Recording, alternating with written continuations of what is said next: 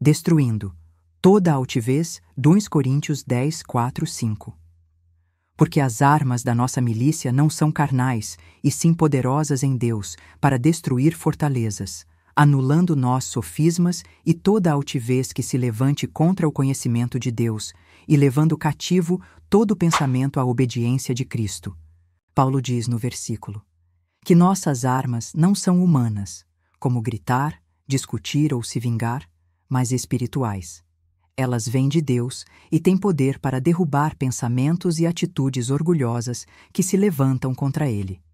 A palavra sofismas vem do grego sofisma, que significa argumento enganoso, raciocínio falso ou ideia que parece certa, mas é mentirosa. Sofismas são pensamentos, crenças ou argumentos que soam inteligentes e verdadeiros, mas que, na verdade, contradizem a verdade de Deus.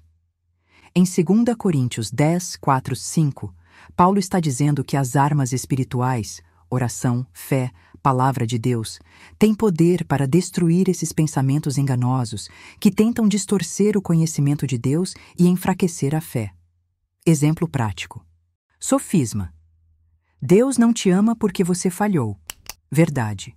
Mas Deus prova o seu amor para conosco em que Cristo morreu por nós, sendo nós ainda pecadores. Romanos 5, 8. Ou seja, sofismas são mentiras bem disfarçadas de verdade, e só a palavra de Deus tem poder para expô-las e destruí-las. Paulo está dizendo que existe uma guerra dentro da nossa mente. Muitas vezes aparecem pensamentos de medo, orgulho, dúvida, inveja ou raiva, e essas coisas tentam dominar o que acreditamos sobre Deus. Mas com a ajuda do Espírito Santo e da Palavra, nós derrubamos essas ideias erradas e fazemos nossa mente obedecer a Cristo. Então, você usa a Palavra como arma, declara a verdade, ora e rejeita a mentira. Assim, está destruindo a altivez, o pensamento orgulhoso que contradiz Deus e levando o seu pensamento cativo à obediência de Cristo, ou seja, alinhando sua mente com a verdade de Deus. Paulo está dizendo: não lute com pessoas, lute contra os pensamentos errados. Use as armas de Deus, oração, fé e a palavra para vencer o mal que tenta dominar sua mente. Essa mudança de pensamento exige renúncia. Não é apenas repetir versículos como se fossem um amuleto, mas reconhecer as obras da carne e deixar que o Espírito Santo transforme a mente e o coração. Pensar como Cristo pensa requer limpar o coração de mágoa, indiferença, desprezo e rejeição. Não há como vencer uma guerra espiritual se o coração ainda está preso a sentimentos carnais. A verdadeira vitória vem quando nos rendemos completamente, permitindo que a mente seja moldada pela palavra e não pelas emoções. Somente assim destruímos toda a altivez que se levanta contra o conhecimento de Deus e aprendemos a andar em humildade e obediência a Cristo, destruindo os conselhos e toda a altivez que se levanta contra o conhecimento de Deus e levando cativo todo o entendimento à obediência de Cristo. 2 Coríntios 10, 5. Essa é uma palavra profunda, mas muitos a usam como se fosse um amuleto espiritual, sem entender o seu verdadeiro peso.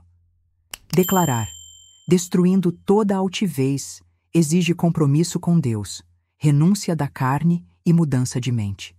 Não se trata apenas de repetir um versículo, mas de permitir que o Espírito Santo confronte o orgulho, a mágoa, o desprezo e tudo o que ainda resiste à vontade de Deus dentro de nós. Usar palavras tão fortes sem viver o que elas significam é um perigo espiritual real. A altivez que Paulo fala não está só no mundo, mas muitas vezes dentro do coração humano, quando achamos que podemos servir a Deus sem arrependimento, sem perdão, sem quebrantamento.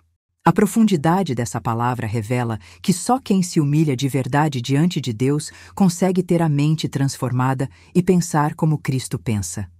O problema é que muitos querem poder espiritual, mas não querem cruz. E sem cruz não há obediência, sem obediência não há autoridade.